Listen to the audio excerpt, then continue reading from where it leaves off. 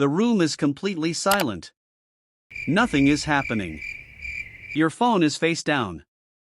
There is no music. No conversation. Just you. At first, it feels peaceful. Then something strange begins. Your leg starts bouncing.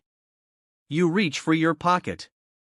You remember something embarrassing from 5 years ago. You suddenly want to check the time. Then your brain whispers one dangerous sentence.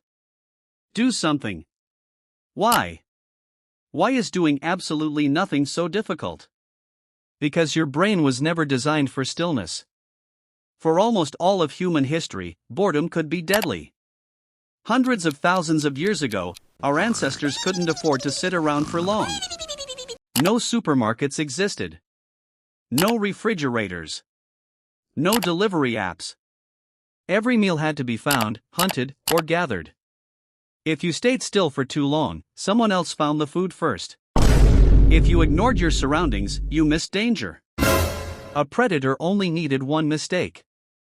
Natural selection rewarded curious people. It rewarded explorers. It rewarded problem solvers. Over thousands of generations, the human brain became a machine that constantly searched for something better. Better food.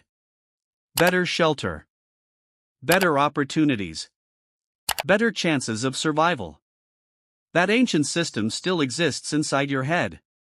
Only the world has changed. Today, food can arrive with one tap. Shelter is already built. Most dangers never appear. But your brain doesn't know that. It still expects movement. It still expects uncertainty. It still searches for the next reward. That feeling you call boredom is actually your brain pushing you to act. But there's another twist. Scientists discovered that the brain doesn't become quiet when nothing happens. It often becomes louder. In the early 2000s, neuroscientist Marcus Raichle and his team at Washington University noticed something unexpected during brain scans. When volunteers stopped working on a task, their brains didn't shut down. A different network became active. Researchers later called it the default mode network, or DMN. Instead of focusing on the outside world, the brain turned inward. It replayed memories. It imagined conversations. It predicted future problems. It built imaginary situations. In other words, when your body rests, your mind often starts working overtime. Have you ever noticed that your biggest worries appear when you're trying to relax? That's not a coincidence. It's your default mode network connecting old experiences with possible futures. Sometimes that's useful. Sometimes it's exhausting. The same system that helps you plan tomorrow can also trap you inside yesterday. But boredom creates another chemical change. One tiny molecule plays a huge role. Dopamine. People often call dopamine the pleasure chemical. That's not completely true. Neuroscientist Dr. Wolfram Schultz showed that dopamine is more closely linked to motivation and prediction than simple pleasure. It doesn't just reward you after something good happens. It pushes you toward the possibility of something rewarding. Imagine you're scrolling through short videos. You don't know what the next clip will be. Maybe it'll be funny. Maybe shocking. Maybe completely useless. Your brain loves uncertainty. Every swipe becomes a tiny gamble. Sometimes there's a reward. Sometimes there isn't. That unpredictable pattern keeps dopamine circuits active. It's remarkably similar to the reward schedules studied in behavioral psychology decades ago. Your ancestors searched bushes for berries. You search feeds for novelty. Different tools. Same brain.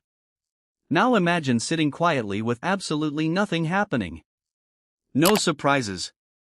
No rewards. No new information. Your brain notices the difference immediately. It begins searching for stimulation. Anything will do. A notification. A snack. A random thought. A memory. Even worrying can become a form of mental stimulation. Here's the strange part. The more constantly entertained your brain becomes, the harder boredom feels. Modern technology didn't invent boredom. It changed its intensity. Researchers have repeatedly found that humans naturally seek novelty. Our attention evolved to notice change. A rustling bush. Fresh footprints. Dark clouds. Those signals once meant survival. Today they become flashing icons, endless recommendations, and infinite scrolling. The ancient system still responds exactly as it always did. But here's where the story takes an unexpected turn. Boredom isn't just a problem. It's also one of your brain's greatest tools. Some of humanity's biggest ideas appeared during moments of quiet. The English psychologist Sandeman has spent years studying boredom and creativity. In one experiment, participants completed an incredibly boring task before solving creative challenges. The bored group consistently generated more original ideas. Why? Because when the outside world stops providing stimulation, the brain starts creating its own. It connects distant memories. It mixes unrelated ideas. It searches for patterns that weren't obvious before. That's creativity in action. Think about your best ideas. They probably didn't arrive while you were staring at a screen. They appeared in the shower, on a walk, while lying in bed, or while looking out of a window. Those quiet moments give your brain room to wander. And wandering isn't wasted time. It's hidden work.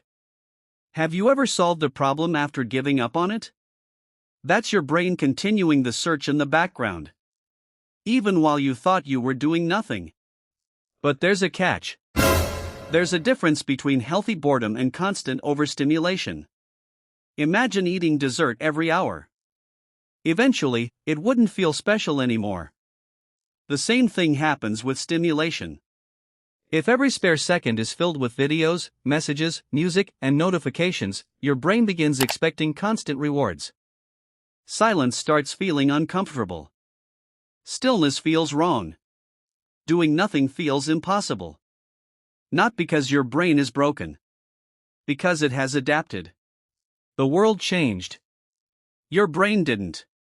And maybe the silence you've been trying to escape might be where your best ideas have been waiting all along.